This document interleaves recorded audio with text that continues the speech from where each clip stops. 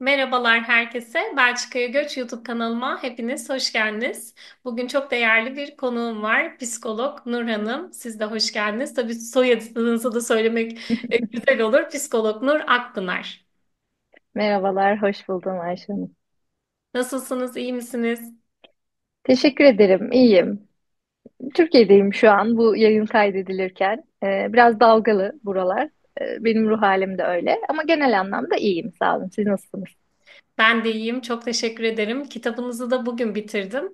Nur Hanım'ın bir de kitabı var. Toprağın havalanması gerekiyordu. Bugün göç sonrası inşa ettiğimiz kimliklerimiz, yeni kimliğimiz, hem de tuttuğumuz yaslar ya da herkes yas tutmak zorunda değil de işte yaşadığımız o yoğun duygulardan bahsediyor olacağız. Nur Hanım da hem bir psikolog aynı zamanda bir göçmen yani göçmen psikolog. Instagram hesabı da bu şekilde. Kendisini oradan da takip edebilirsiniz. İsterseniz birazcık sizden anlatmak istediğiniz kadarıyla dinleyelim. Çok sağ olun, teşekkür ederim. Psikoloji lisans, klinik psikoloji yüksek lisans mezunuyum. Türkiye'de bir süre akademisyen olarak çalıştım. Üniversitede gençlerle psikodinamik yönelimli terapiler yaptım. Ailelerle çalıştım. Daha sonra yaklaşık 5 yıldır İsveç, Stockholm'da yaşıyorum lisansüstü eğitimim için. Stockholm'e taşındım. İşte oradaki işte dil öğrenimi, eğitimler, öğrenimler, oturum süreçleri derken orada kaldım, devam ediyorum. E, Uzun süredir ağırlıklı olarak sadece demiyorum ama ağırlıklı olarak göçmenlerle çalışıyorum. Online çalışıyorum. Bir de dediğiniz gibi edebiyatla da ilgileniyorum. Öyküler yazıyorum. İşte belki taslak aşamasında olan romanlarım var. E, Yani 5 yıllık göçmen bir psikoloğum gibi kendimi herhalde en kısa haliyle böyle tanıtabilirim. Peki daha ilk baştan aslında konuyla ilgili sorularım var ama şöyle bir soru sorsam ben size. Yazmaya göçmen kimliğiniz etken oldu mu? O göçmen olma duygusu mu sizi yazmaya itti yoksa zaten bir yazma duygusu içinizde vardı da öyle bir döneme mi denk geldi? Yani ben aslında çok uzun zamandır yazıyla ilgileniyorum. Belki liseden beri diyebilirim. Liseden beri hep ilgi alanıma giriyordu. İşte günlükler tutuyordum, belki denemeler yazıyordum. İşte kompozisyon ödevleri mesela benim için önemliydi falan onlardan yüksek notlar almak. Hep ilgileniyordum edebiyatla. Göçmenlikle birlikte nasıl denir, disiplinli mi çalıştım, üretkenliğim mi arttı, belki bağlam daha farklılaşmaya başladı. Bir şekilde o yara diyeceğim, derinleştikçe ayrılığa dair sanırım bir merhem etkisi olmaya başladı edebiyat bende. Yani aslında lisedeki ilgi alanım da bununla bağlantılı olabilir. Çünkü ergenlikte de bir ayrılık, ayrılış hüznü söz konusu. Orada başlayan bu ilgi göçmenlikle böyle katlandı. Kaleminize sağlık. Yani bilmiyorum sizin için nasıl oldu duyguların öyle dolup taşması ama ben bir okuyucu olarak çok etkilendim. Bütün herkese de Toprağın Havalanması Gerekiyordu isimli kitabınızı öneriyorum. Ee, Çok teşekkür ederim. Ben şöyle başlamak istiyorum. Şimdi göçmen olma süreci gönüllü olabilir ya da zorunlu olabilir. Hı Tabii hı. ben mesela gönüllü bir göçmenim, isteyerek geldim. Ama gönüllü olsun, zorunlu olsun, bir savaştan çıkmak yani ülkeyi herhangi bir sebeple terk etmek zorunda kalanlar olsun. Travmatik bir yanı olduğunu genel anlamda sizin yazılarınızda okuyorum, Hı hı. düşünüyorsunuz gibi geliyor kulağa. Gerçekten böyle mi? Travmatik mi? Ben mi yanlış okudum? Ee, Yo, siz yanlış okumadınız. Ben de gerçekten bu konuda yani daha net paylaşımlar yapıyorum. İşte göç bir travmadır gibi. Aslında bu benim fikrim, benim düşüncem değil. Benim deneyimimle, aa evet öyleymiş gerçekten dediğim kısımlar oldu ama e, yani benim daha çok beğendiğim, işte okuduğum, kendimi de yakın hissettiğim ve o alanda çalıştığım kuram diyeceğim. Psikanalitik kuram. Kuramcıların pek çoğu göç deneyimini zaten travmayla çok ilişkilendirir. Yani göçmen için koşullar ne kadar iyi olursa olsun göç deneyimi travmatiktir diyen kuramcılar var. İşte mesela Fatma Altbinger böyle söylüyor, işte Vamık Volkan böyle söylüyor, Salman Aktar böyle söylüyor. Yer yer belki onun kitabına da vurgu yaparız. Benim başucu kitaplarımdan bir tanesi çünkü Göç ve Kimlik kitabı özellikle. Göç travmatiktir diyor. Ama bu travma her zaman psikopatolojik olmak zorunda değil. E, Yani travmanın karşılığı da işte yara, belki işte yarılma gibi bir şey. Göç için de benzer bir tanım yapılıyor. Çünkü göç mekansal olduğu kadar işte zamansal, ilişkisel, hatta varoluşsal bir bölünme yaratıyor. Biz biliyoruz ki her göçmen böyle bir ayrılık süreci yaşıyor, yabancılaşma, parçalanma dediğimiz bu duygulanımları, aidiyetsizlik hisleri, bunları şiddetli ya da değil yaşayabilir. Yaşaması çok çok muhtemel. Ve travma gelişimsel bir travmaya da dönüşebilir. Yani buradan belki biraz kuramsal bir giriş yapacağım ama şöyle diyebiliriz. Mesela hayatta gelişimsel yaşadığımız travma dönemleri vardır. Doğumu da travma olarak adlandırır mesela psikanalistler. Ama bu gereklidir varoluş için. Ya da belki işte 2 yaş krizi dediğimiz, ergenlik krizi dediğimiz o süreçler, bunların travmatik etkiler bırakması muhtemel olabilir. Çünkü orada da ayrılıklar var. Orada da bazı yaralanmalar var. Ama bunlar büyüme için gerekli yaralanmalar olabiliyor. Yani mesela bebeğin işte memeden ayrılması, sütten kesilmesi, değil mi? Onun için zorlu bir süreç. Ya da annenin kucağından ayrılması, evden ayrılması, okula başlaması, ergenin dünyayla biraz daha tanışması, bireyleşme süreci dediğimiz o süreç. Bunlar çeşitli yaralar bırakabiliyor ruhsallıkta. Bunun tabii patolojik boyutları olabiliyor. Yani telafi edici mekanizmaları olmadığında gerçekten ruhsallığı çok zorlayabiliyor. Ama her zaman böyle olmak zorunda değil. O ayrılık, o hüzünle birlikte bir büyümeyi de mümkün kılıyor. Göçmenlikte de benzer bir şey var. Önceki ayrılıklar tetikleniyor.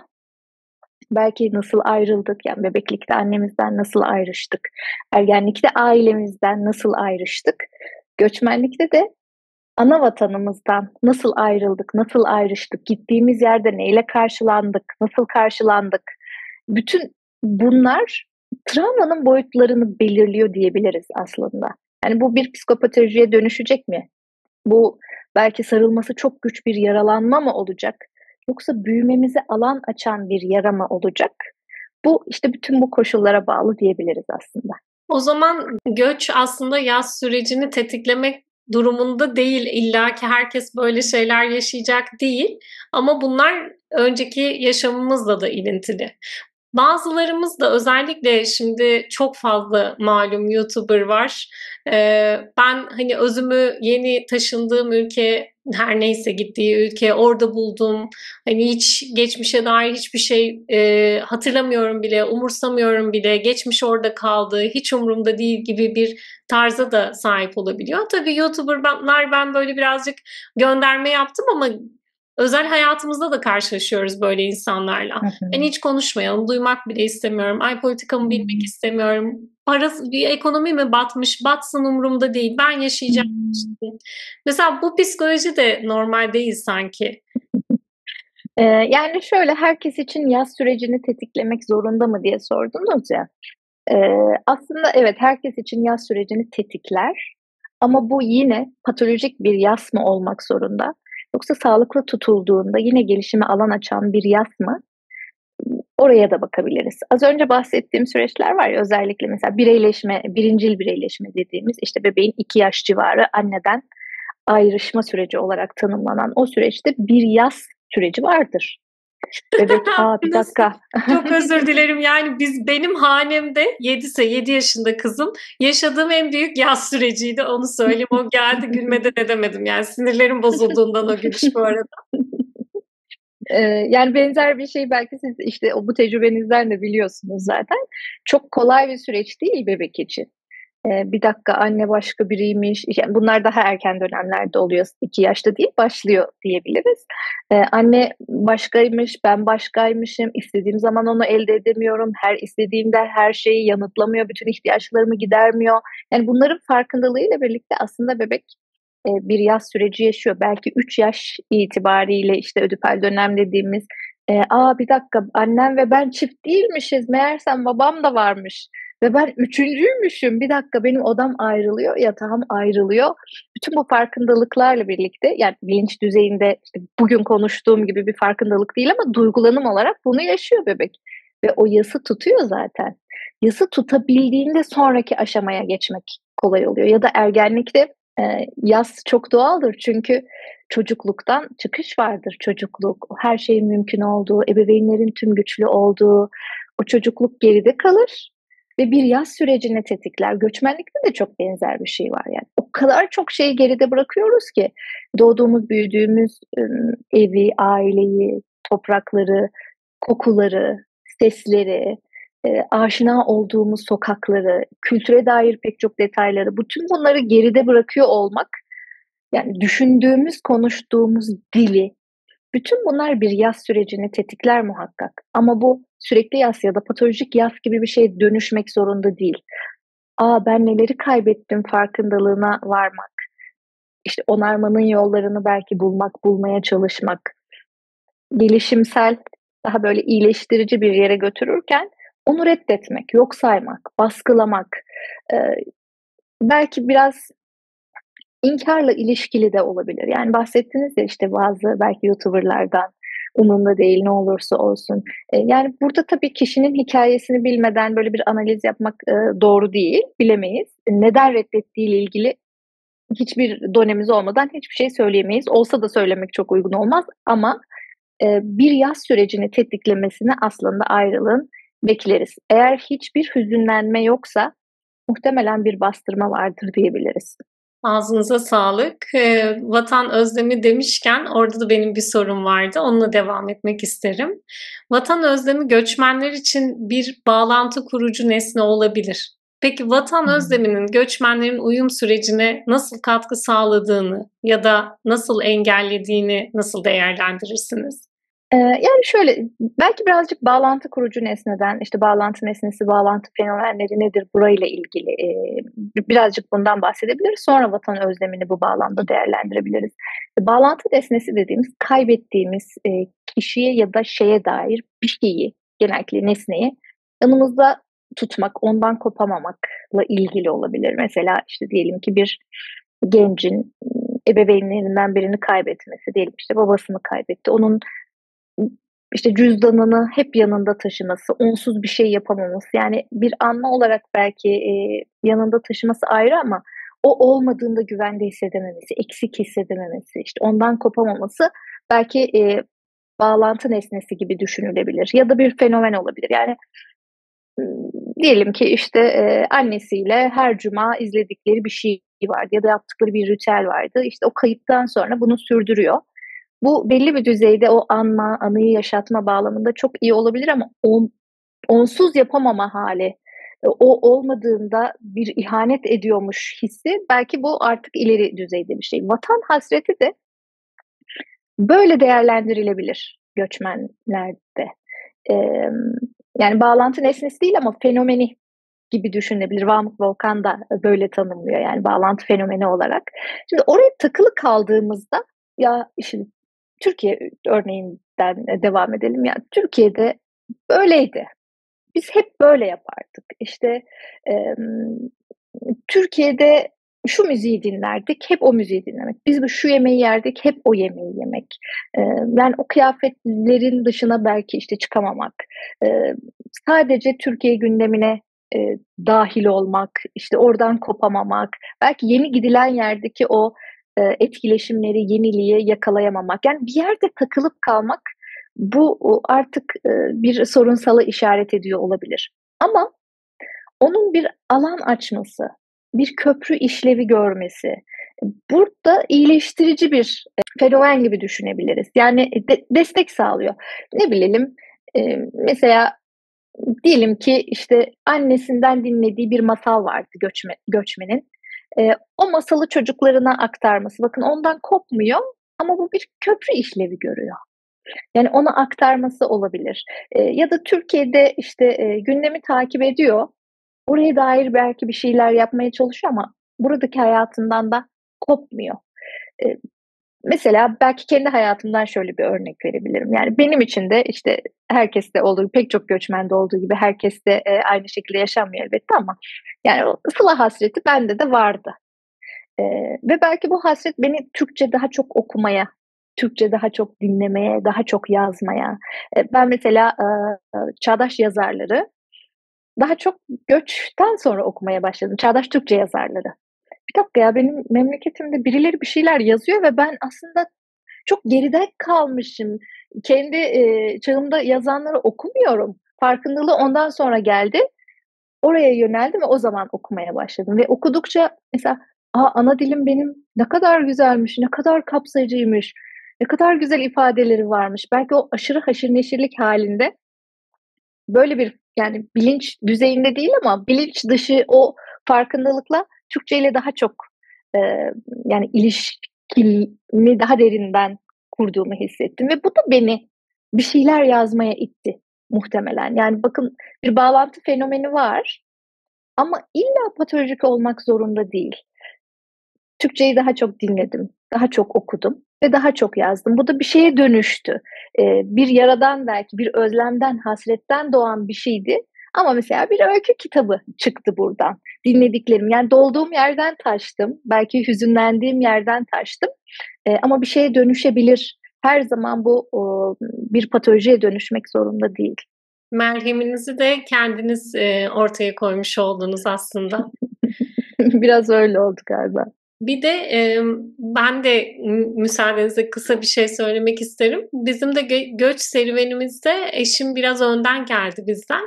O süreç içerisinde kızım, yalnız hissetmiş. Ben onu hiç, yalnız hissettiğini elbette ki hissettim ama, bir küçük bebek, almış kendine, evden seçmiş onu ve bebek kirli ve eski. Hani biri ona, bir yerden onu beğenmiş, almış. Hani birinin ikinci hatta üçüncü el oyuncağı olabilir. Onu kendine, bir nesne olarak dediğiniz gibi belirlediğini, ben çok sonra ondan ayrılmadan hiçbir yere gitmediği anı, Hımm. gördüğümde anladım. Ondan önce, hani, evet, yanına sürekli dışarı çıkarken bir şey alırdı. Sonra biz buraya geldik ve burada okula başladığı zaman dedi ki ben onunla, o bebekle gideceğim. Hımm. Ve 2 ay boyunca o bebekle gitti okula. Bebeği almadan okula gittiği zaman da kapıdan içeri girmedi. Eve döndük, bebeği aldık, öyle gittik.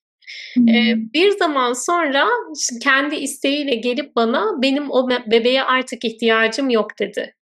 Hı hı. Ve o süreci böyle birebir gözlemlemiş biri olarak, çok, farklı bir, çok derin bir anlamı vardı. O küçücük, o çirkin bebeğin onun dünyası Hı için ne kadar hı. önemli olduğunu ve yine o nesneyi, işte, aslında biraz vazgeçerek ama yeni dünyanın kapısını da kendine sonuna kadar açtığını hissettirerek sundu bana o duyguyu. Hı hı.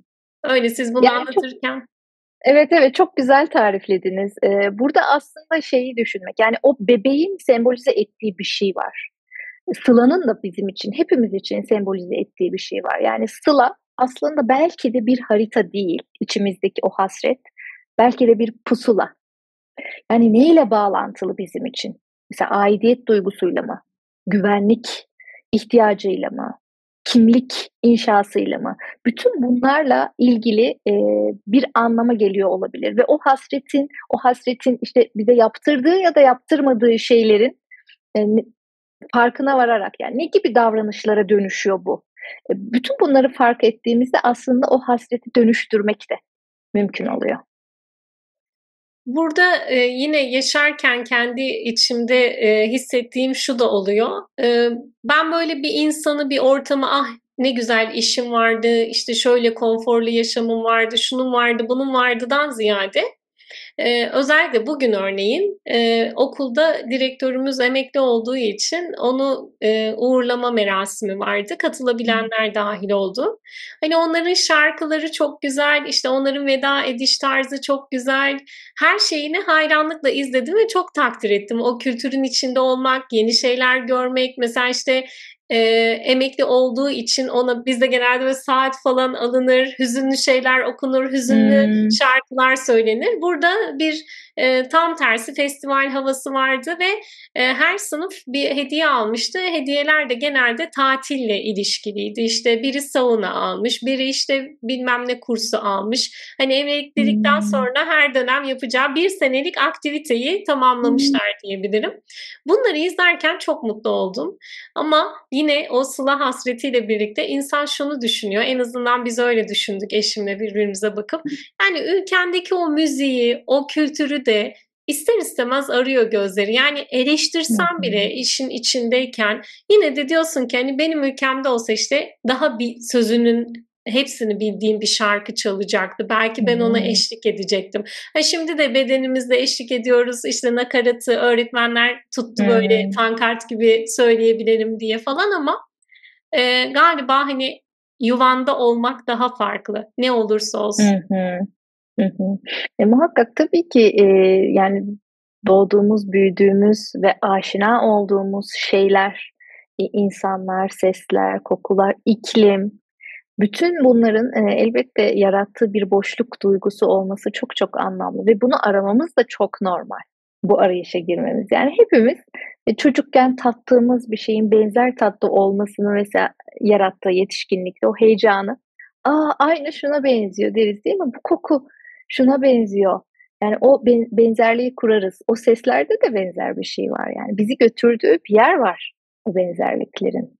Kesinlikle ya. Yani o yüzden de böyle, küçücük, hocalarımızın bazen anlattığı bir oyunda, çocuk oyunu örneğin, bahsederken, "A!" diyorum, "Evet, ben o şarkıyı senin dilinde bilmiyorum." diyorum ama içimde Hımm. kendi dilimde biliyorum ve o ana gidiyorum. Hı Peki, burada hı. şimdi yeni bir kimlik oluşturmaya çabalıyoruz. Bir de orada, yani evvelinde Hı yaşadığımız hı. ülkemizde, vatanımızda bir kimliğimiz var. Bu 2 kimlik birbiriyle çatışır mı? Çatışırsa ne yapmak lazım?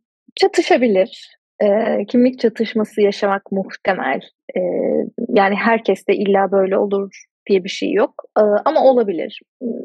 Belki, yani Türkiye'deki, sahip olunan kimlikle ya da ana vatandaki diyelim sahip olunan kimlikle, yeni ülkede sahip olunan kimliğin bütün dinamikleri birbiriyle örtüşmeyebilir.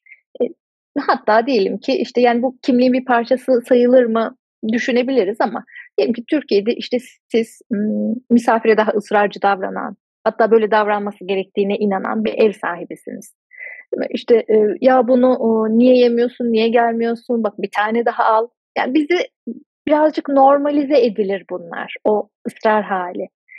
Ama mesela, Avrupa'da çok böyle değil. Hatta belki sınır ihlali gibi bile değerlendirilebilir.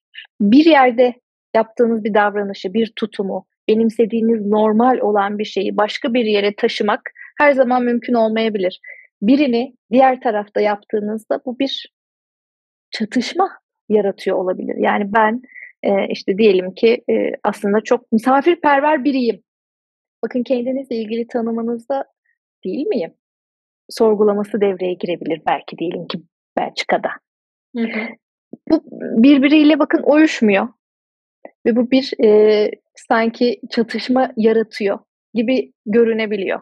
Ya da diyelim ki bu arada, illa, eee, ülkeler arasında değil, bazı farklı rollerde de olabilir. Diyelim ki benim bir psikolog kimliğim var. Daha ciddiyim mesela Hı hı. ama diyelim ki özel hayatımda çok komik biriyim. Bu ikisi birbiriyle uyuşmayabilir. Ama bu uyuşmazlık her zaman bir sorunsal olur mu? Yo, her zaman bir sorunsal olmayabilir de. Aslında yine en çok vurgulanan şeylerden biri bu kimliklerin bölünmesi, ayrışması değil de kimliklerin birleşmesinin mümkün olabileceği. Yani Türkiye'de böyle, Belçika'da böyle, işte Türkiye'de böyle, İsveç'te böyle ya da Türkçe'de çok konuşan geveze biriyim tırnak içinde ama İsveççe'de çok sessiz, sakin biriyim. Çünkü henüz o kadar dile belki hakim değilim. Peki ben nasıl biriyim? Kimlikle ilgili sanki bir çıkmaza girdik gibi. Belki ikisi birdenimde. Yani illa birini seçmek zorunda da değiliz.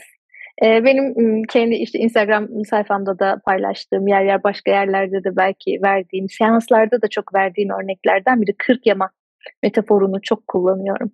Yani biraz oradan, biraz buradan, biraz oradan, biraz buradan parçalar alarak kimliğimize dair onları birleştirmek de mümkün olabilir. Çok renkli, mozaik bir kimlik oluşturmak da mümkün olabilir. İlla kendimizi bir sınıfa, bir kalıba sokmak zorunda değiliz.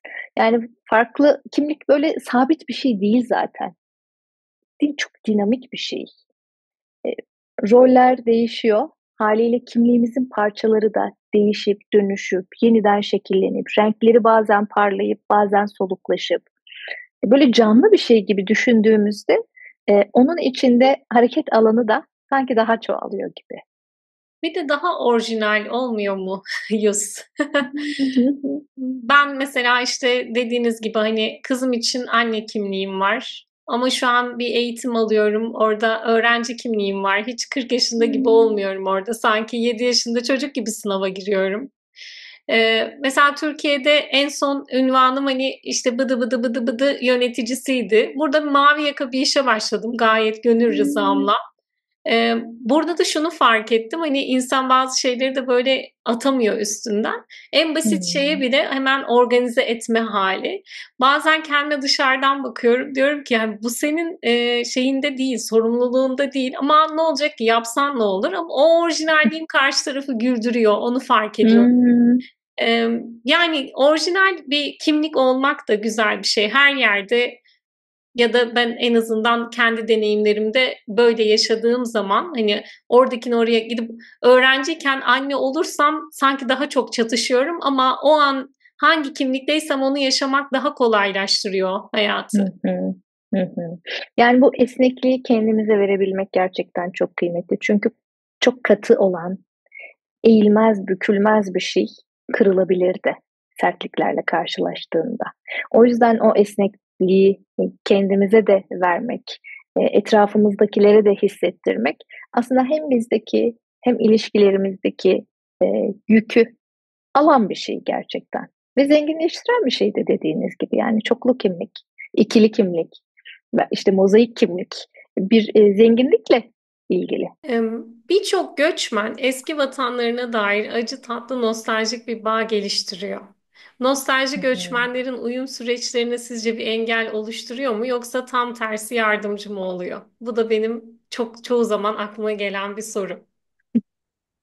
Yani, burada, aslında bağlantı fenomeniyle, bağlantılı düşünebiliriz.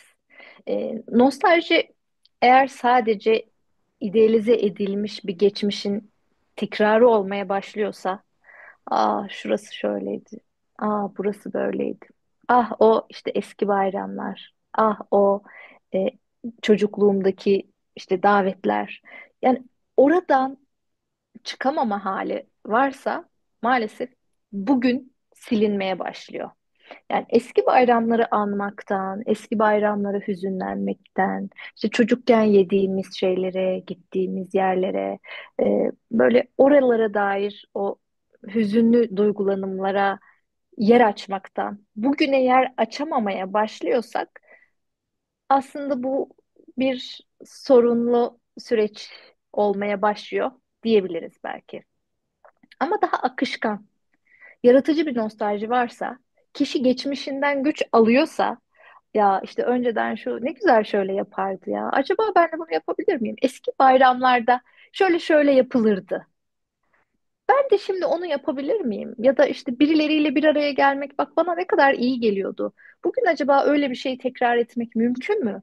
Gibi oradan hareketle bu bizi daha dinamik kılıyorsa bu aslında sağlıklı bir bağ kurmaya başladığımızı gösteriyor. Yani uyum sürecine zarar vermekten ziyade destekleyici bir şeye dönüşebilir. Belki sizin bayram buluşmanız bu bağlamda düşünülebilir. Yani belki çocukken işte Türkiye'de daha çok insan yani hepimizin yani burada doğup büyüyenler için öyle tabii ki. İşte daha çok akrabası, komşusu, tanıdığı, arkadaşı, dostu daha çok olan bir yer. Çünkü vatan orası. Ve bayramlarda belki daha çok insanla bir araya gelmek bir zamanlar normalimizdi diyelim. Şimdi bunu özlemek, ya ne güzeldi diye düşünmek, o duyguları belki birileriyle konuşmak, paylaşmak. Bakın sadece anma düzeyinde de olabilir bu.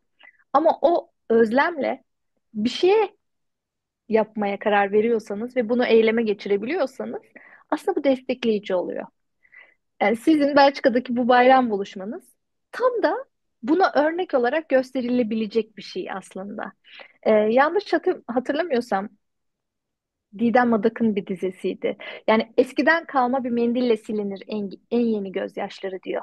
Evet geçmişten bir şeyler tutmak, içimizde taşımak çok normaldir. Ama onunla bugünün gözyaşlarını silebiliyorsak, bugünün acılarına e, merhem bulabiliyorsak, belki bugünün karanlığını oradaki aydınlıkla hafifletmeye çalışabiliyorsak, bu çok destekleyici olabilir. Yani geçmişle sağlıklı bir bağ kurulursa, nostalji bir köprü işlevi görebilir. Ama geçmiş her şeye rağmen harikaydı, kusursuz bir cennetti. Ah o işte eskiler, işte eski Türkiye mesela, evet eski Türkiye bazı yönlerden gerçekten çok iyiydi ama kusursuz değildi.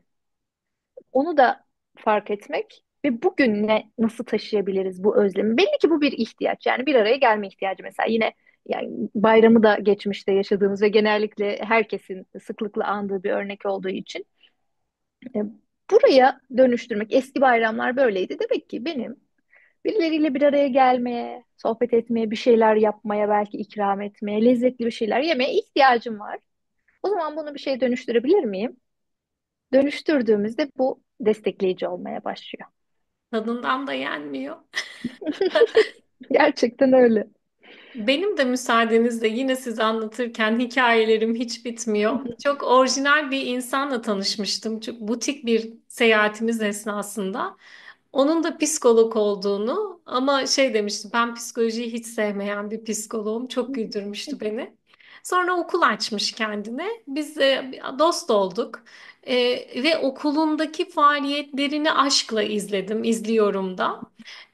Çok travmatik bir çocukluğu olmuş. Onu da özel seyahat, yani o butik seyahatimizde anlatmıştı. Travmatik yanı da şu: gözünde sorun olduğunu fark ediyorlar ve o anı, yani geç fark ediyorlar ve o ana kadar hep en önde oturmak zorunda kalıyor. Gözündeki problem sebebiyle çok kalın çerçeveli gözlük takıyor. Akran zorbalığına maruz kalıyor. Ve bu yüzden de çok yalnız bir çocukluk yaşıyor. Okulunda Nevruz mu? Aman Allah'ım, Nevruz kutlanacak ya, romanlar gibi giyiniyor. Yani her konu, bayram mı kutlanacak?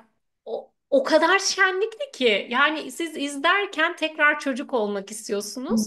İşte dediğiniz gibi hani geçmişe duyduğu özlemi, o yaşayamadıklarını bir yerde de orada hani ah ah deyip iç çekmektense harekete geçirdiğini bir gün bir paylaşımının altına, işte bazen yaşayamadığınız çocukluğunuzda bir söz verirsiniz.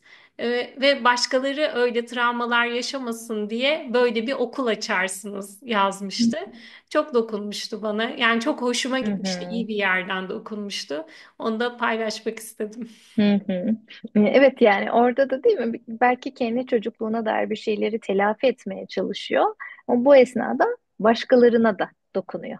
En çok ihtiyacımız olan şey. Hmm. Peki tam yine bu noktada siz de başkalarına dokunuyorsunuz. Ve özellikle bir göçmen psikolog olarak sizce bizler gibi göçmen kuşların yara aldığı süreçlerde göçmen bir psikologla irtibat kurmasının farkı var mıdır? Ya da şöyle söyleyeyim, birazcık daha açayım. Benim tabii burada sadece Türk değil, işte Polonyalı, Ukraynalı, işte Arnavutluklu, Suriyeli, Afrikalı arkadaşlarım var.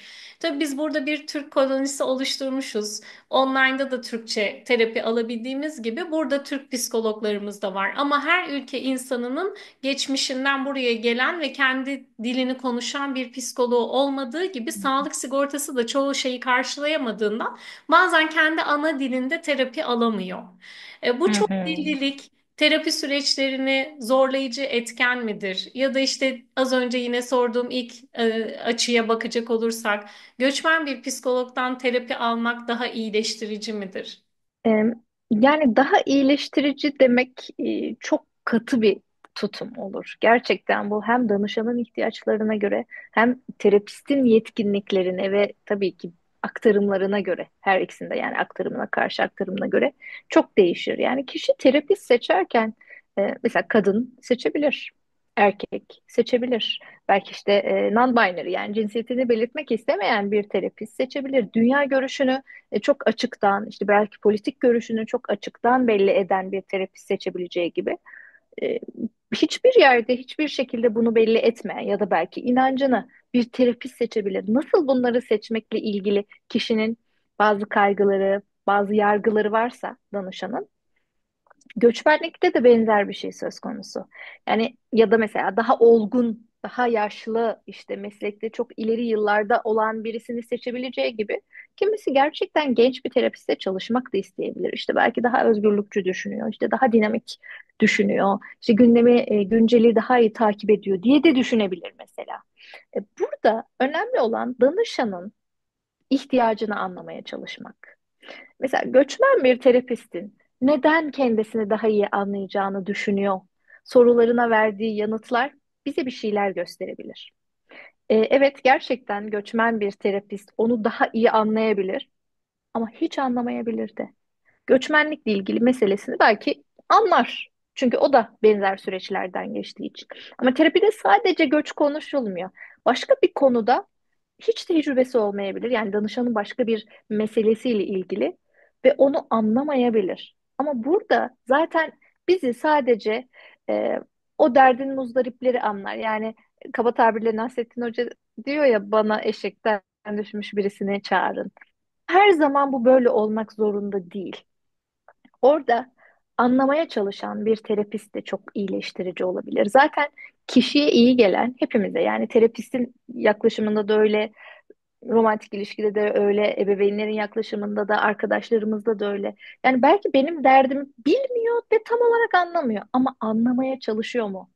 Arzuyla bakan gözler, işte dinleyen kulaklar orada mı? Belki buraya bakmak önemli. Yani göçmen bir terapistle çalışmanın, evet, bağlamda çok onarıcı yanları olabilir. Kendi terapistiyle, kendi background'ından, yani menşe ülkeden gelen terapistle çalışmanın gerçekten artıları olabilir. Mesela travmanın kolektif boyutları vardır. Kişi sadece bireysel değil, tarihsel bir yük de taşır. Yani Türkiye'deki diyelim ki gündemle ilgili meselelere çok takan, çok takılan birini belki yabancı bir terapist hiç anlamayabilir. Neden işte bunları bu kadar iç dünyasında büyüttüğüyle ilgili bir anlam veremeyebilir. Hiç bilmediği için belki bağlamdan, ya da kişinin kullandığı sözcükler, işte yabancı dilde özellikle işte deyimler, atasözleri, belki tarihi figürler, karakterler, bunlarla ilgili hiçbir background'ı olmayan bir terapist bir danışana, yani çok yüzeysel geldi, işte anlamadı ne dediğimi diyebilir. Bir başka danışana hiç bilmediği halde anlama çabası çok iyi gelebilir. Ya da bir terapist belki karşı aktarım yapar. O da o gündemde boğulur diyelim. Siyaset meydanına dönebilir. Böyle olmaması gerekir de. Hı hı. Sonuçta o da Ama insan. belki evet, ama diyelim ki bir yabancı terapistle çalışırken hiç böyle olmayıp kişinin meselesine odaklanması çok onarıcı olabilir. Yani burada evet, seçme hakkı vardır. Gerçekten artıları vardır. Ama ya göçmen terapist de beni anlamayacaksa e, beni kimse anlamaz. Hani o çok katı bir tutum olabilir. Ama tabii ki çok normal kişinin benzer background'dan, benzer dili konuştuğu, belki işte kültürel yükü taşıdığına inandığı, gittiği ülkede de işte aşağı yukarı benzer zorlukları yaşamış olabileceğini tahmin ettiği biriyle çalışmak istemesi de aslında çok çok insani bir istek. Yani sadece bu isteğe çok da anlam yüklersek belki hem karşımızdakini de, o da insan dediğim gibi, zor durumda bırakır, hem de Hı kendi hı. sizin de dediğiniz gibi bakış açımızı çok katılaştırırız. Ben kapanışı yaparken sizin kitabınızdan bir yer okumak istiyorum, Tabii, müsaadenizle. Bir de tabii. buraya dair bir sorum olacak. Sonra da Hı hı. siz de uygun görürseniz kapatırız. Şimdi Tabii. kitabın bir yerinde Hunharca böyle bitkileri köklerinden ayıran biri var. Hı hı. Ve sonra bunu şöyle açıklar. Bazılarının kökleri yine toprağı bulacak. Çok azının. Yine de yetmeyecek köklerinin toprağı bulması. Güneşe, suya, besine, hatta bakıma da ihtiyaçları öyle olacak. Böylesi bir darbeden sonra belki daha fazla sabır ve şefkat arayacaklar. Şansları bütün bunlara rağmen yaver giderse yeniden çiçek açacaklar. Daha güçlü mü, daha zayıf mı olacaklar bilinmez. Fakat bir daha asla unutmayacaklar bu köklerinden koparılışı. İliklerine kadar işleyecek. Yaşamak için toprağa tutunmaya uğraşacaklar elbet. Başka çareleri mi var? Yok. Ama her an sökülüp alınacakmış gibi tedirgin, ürkek olacaklar. Toprağa sığınmakla ona güvenmemek arasında bocalayacaklar. Belki başka baharlara ulaşacak nesilleri, fakat her baharda titreyerek anacaklar bugünü. Ve burada sonda da belki hala ümit vardır gibi başlayan bir paragraf daha var. Çok uzatmak, çok da vakit almak istemem. Kitabınızı merak edenler de mutlaka alıp okusunlar. Tekrar söylemek isterim. Siz, ben ekrana bakamıyorum, ağlamak istemiyorum. Birazdan toparlayıp bakacağım. Hı Siz bu hı. mısraları yazarken o ümidi tuttunuz mu içinizde? Yani şu anda da Türkiye'desiniz. Özlem yaşarken hep bir İsveç'e tabii ki köklenmek var. Benim de burada köklenmek yine özellikle nesillerimi yetiştirmek gibi bir niyetim varsa da yine de hep ani var ya içimizde o deniz kenarında İzmir'de, Muğla'da yaşama Hı arzusu, hı. isteği. Sizin ümitleriniz ne durumda? Çok özelden sordum ama Hı hı. bilmek istedim. Yani siz bahsettiniz biraz. Ben de belki işte o öykünün özelinde şöyle söyleyebilirim. Biraz daha gönüllüden ziyade zorunlu göçle ilgili daha çok karakterler, bundan muzdarip olan karakterlerin başından geçen bir öyküyü. Yani sembolik olarak aktarmaya çalışıyorum. Zaten bence açıktan anlaşılıyor da öyle olduğu. Ben her şeye rağmen aslında orada okuduğunuz sözcüklerdekinden çok farklı düşünmüyorum hala. Çok kolay değil ama imkansız da olmadığını düşünüyorum. Bütün bu köklenme meselesi gerçekten kişinin geçmişindeki kökleriyle ilişkili. Yani ebeveynleriyle kurduğu ilişkide, dostlarıyla kurduğu ilişkide, e, belki işte partneriyle kurduğu ilişkide, yani köklendiği, işiyle kurduğu ilişkide. Yani oralardaki köklerine dair, oralarda tutan, güçlü bir şeyler varsa geçmişinde ve bugününde. Bütün yaralarına rağmen tutunmak mümkün olabilir. Ama zaten o kökler zayıfsa, yani çocukluğuyla, ebeveynleriyle, işte partneriyle, evlatlarıyla, işiyle kurduğu ilişkide ciddi zaten hasarlar varsa, oralarda verilmiş kayıplar varsa, e, yerinden edilme deneyimi çok sarsıcı bir deneyim olabilir. Gerçekten çok zor olabilir yeniden toprağı bulmak, yeniden köklenmek. Ama imkansız değil. Eğer imkansız olduğunu düşünseydim herhalde bu mesleği icra etmeye çalışıyor olmazdım. Her şeye rağmen kişi bunu hissettiğinde, yani o köksüzlüğü, bağsızlığı, aidiyetsizliği gerçekten zayıflamış, artık tutunmakta, yani hayata tutunmakta, dünyaya tutunmakta. İlla bu bir ülke, bir kültür olmak zorunda değil. Hayata köklenmek de olabilir. Çok zorlanıyorsa ve bunu değiştirmeye yönelik güçlü arzuları varsa ve her şeye rağmen adım atma cesaretini gösterebiliyorsa, ki bence bu bir cesaret, e, o zaman yeniden toprağı bulmak mümkün. Yani bunun tabii ki benim bildiğim en ideal yollarından bir tanesi. Psikoterapiyle olabilir bu. Ama psikoterapi olmak zorunda değil. Kişinin kendini yeterli, yetkin, başarılı, ait, güçlü hissedeceği başka alanlar da olabilir bu. Sanat olabilir, spor olabilir, başka ilişkiler olabilir. Bir arkadaş ortamı olur ki kişiyi yeniden hayata bağlar mesela. Orada kendini gerçekten ait hisseder, güçlü hisseder, yabancılık çekmez, konforlu, huzurlu hisseder. Yani saksısını bulmak diyoruz ya bitkiler için. Yine toprak ve bitki örneği üzerinden gidelim. Ee, Orada da bulabilir ve bu da bir köklenme, bu da bir yeniden çiçeklenme için imkan sağlayabilir. Ama eğer hiç böyle bir şey yoksa ya da zayıfsa ya da var ama işte eskisi kadar iyi gelmiyorsa, bazen şey de mümkün değil mi? E, Yani işte o camın bir köşesi çiçeğe bazı mevsimler çok iyi gelir ama bir mevsim gelir. Hayır, onun yer değiştirmesi gerekir, saksısını değiştirmesi gerekir. İşte aldığı besinleri belki farklılaştırması gerekir. Zamanında iyi gelen bir şey, arkadaş ilişki, iş, bugün ona iyi gelmiyor da olabilir ve köklerini güçlendirmek yerine zayıflatıyor da olabilir. Bunu da fark edip eyleme geçebilirse yine yenilenmek, iyileşmek ve güçlenmek bence mümkün. Ağzınıza sağlık. Çok teşekkür ederim. Benim adıma çok güzel bir yayın oldu. Rica Eminim ederim. izleyenler, dinleyenler için de öyle olacaktır. O zaman ben hepimize yerini yurdunu arkasında bırakan bırakmayan, doğru toprakta çiçek açacağı güzel baharlar diliyorum. Hı hı. Ne güzel bir dilek yani. O kadar güzel söylediniz. Gerçekten üstüne bir şey koyamıyorum. Ben de çok teşekkür ederim böyle bir alan açtığınız için. Bana da söz hakkı verdiğiniz için.